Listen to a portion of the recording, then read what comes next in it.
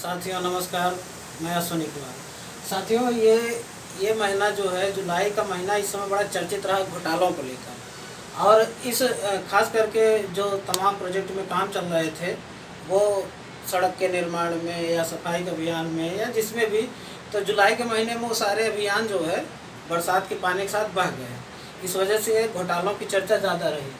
अब नमामि गंगे प्रोजेक्ट में सरकार ने 30,255 करोड़ रुपए आवंटित किया और हाई कोर्ट ने कल पूछा जब इतना पैसा दिया गया तो आखिर ये पैसा जा कहाँ रहा है। तो साथियों, सबसे बड़ी बात है कि नमामि गंगे प्रोजेक्ट के तहत जो सफाई करने वाली मशीनें लगी हुई हैं उसका संचालन करती है अडानी। अडानी जी की और मोदी जी की दोस्ती किसी से छिपी नहीं है। अब बताओ, गंगा जी साफ हो या ना हो, अडानी जी का कोई कुछ कर सकता है? सीबीआई, प्रवर्तन निदेशालय, इनकम टैक्स विभाग, किसी की हिम्मत है? दूसरे नंबर पे बुंदेलखंड एक्सप्रेसवे 15 तारीख को उद्घाटन होता है, 21 तारीख को पहली बरसात में सड़क बह जाती है। और सबसे बड़ी बात यह है कि पीडब्ल्यूडी विभाग में ही इतने व्यापक पैमाने पे इंजीनियरों का इधर से उधर ट्रांसफ़र किया गया और इसके लिए जो है जितिन प्रसाद जी जो है इनके वो एसडी हटाए गए, इनके जो है पर्सनल से जो सचिव थे वो हटाए गए और इन लोगों का कहीं ना कहीं तार जुड़ा हुआ है। उसके बाद DHLF ने जो है घोटाला किया लगभग 34,000 करोड़ का। और सबसे बड़ी बात है DHLF ने जो है 70 करोड़ रुपए चंदा भी दिया है। तो जब स्वाभाविक सी बात है कि जब घोटाला कर रही है पार्टी और सत्ताधारी पार्टी को चंदा दे रही है तो कौन जांच करेगा। उसके बाद साथियों, अभी RBI की एक रिपोर्ट आई है, जारी हुई है। RBI ने साफ साफ कहा कि भारत में डेली प्रत्येक दिन 100 करोड़ रुपए का फ्रॉड हो रहा है डेली। और इस केस को तो आप जान ही रहे होंगे कि शराब के लाइसेंस को लेने के लिए स्मृति ईरानी जो केंद्रीय कैबिनेट मंत्री हैं उनकी बेटी ने किस तरीके से घोटाला किया है। और एक मृत व्यक्ति के नाम पे शराब का जो ठेका था, उनका जो कारोबार था, उसको लाइसेंस लिया गया। अब उनके भी जांच कौन के CBI की, प्रवर्तन निदेशालय की, इनकम टैक्स की हिम्मत है? पूछ ले। साथियों, एक और चीज़ आप देखे होंगे कि मुद्रा पोर्ट बंदरगाह जो है उसकी देखरेख भी अडानी करती है और उस पर वो इस समय ड्रग तस्करी का अड्डा बना हुआ है। आए दिन वहाँ हज़ारों करोड़ का जो है ड्रग्स पकड़े जा रहे हैं, हीरोइन, चरस, गांजा, फिर पता नहीं क्या क्या पकड़े जा रहे हैं। लेकिन किसी भी केंद्रीय जांच एजेंसी की हिम्मत नहीं है, यहाँ तक कि पूरे सरकार में किसी की हिम्मत नहीं है कि अडानी के खिलाफ कुछ बोल दे।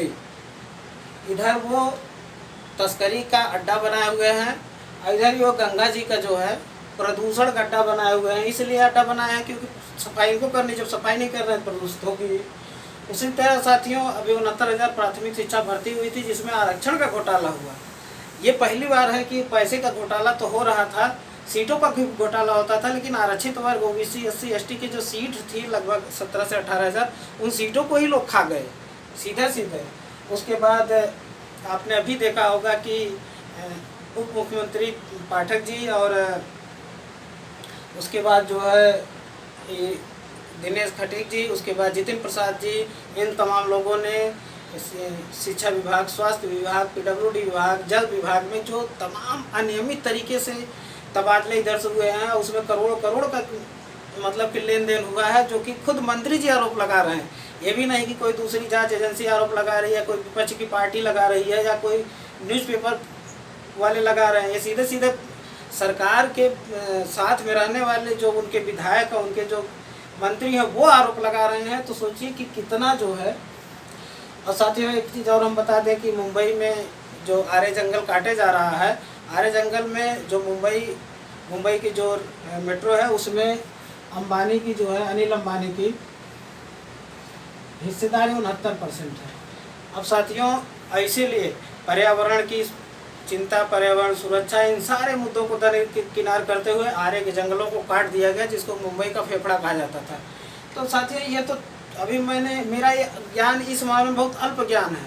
अभी तो नोटबंदी, GST और कोरोना महामारी में कितने बड़े बड़े घोटाले हुए हैं कुछ नहीं मालूम। ये तो वो घोटाले हैं जिसमें कि सरकार के लोगों ने ही जो है उस पर प्रश्न चिन्ह लगाया है, चाहे उनके विधायक हों, चाहे उनके मंत्री हों, चाहे उनके सांसद रहे हों। इन लोगों ने खुद जो है ये चीज़ें मतलब कि ऐसे कह लीजिए कि जनता को उपलब्ध करा दी।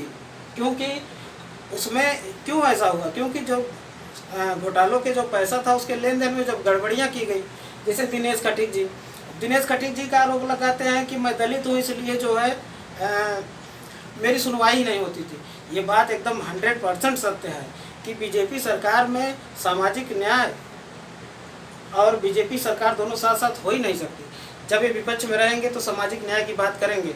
उसी तरीके से साथियों आपको हम बता दें कि उत्तर प्रदेश के प्राथमिक विद्यालयों में अब तक जो है 2 लाख से ज़्यादा पुस्तकों का वितरण हो जाना चाहिए था, लेकिन पुस्तकें अभी तक नहीं पहुंची।